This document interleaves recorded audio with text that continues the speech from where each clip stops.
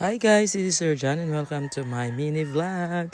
So ngayong araw nga po ay Wednesday po ng hapon. So pagkatapos po ng klase po namin ay nagaya nga po itong mga bata na maligo na po sa ilog kasi sobrang init ng panahon. So yan na nga, bababa na kami dun sa ilog. Siyempre kasama ko yung mga teachers at ito pong mga estudyante po namin. Siyempre excited kasi makapag-swimming ulit sila sa ilog. Siyempre yan naman ang buhay nila. Yan. At nung dumating kami sa ilog, naabutan namin itong mga pamilya na naglalaba po. Ayan. So, ayun na nga. Patalon-talon na kami dyan sa ilog. Happy swimming po. Ayan. O, naghanap kami ng medyo malalim para po kami po ay makapagligo po. At di lang po kami naligo, kundi nanghuli pa po kami ng mga talangka. Siyempre, pang-ulam. Alam nyo na, masarap ang talangka pag nasa ilog po.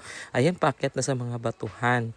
At yun na nga, pagkatapos namin maligo, siyempre, uwian time na. Basaan na eh. O, diba? Saya ng mga bata. O. Siyempre, akyat ulit kasi nga, ang daan po ay paakyat pa na. O. Siyempre, nakahubad na. Bit-bit na ang talangkang nahuli.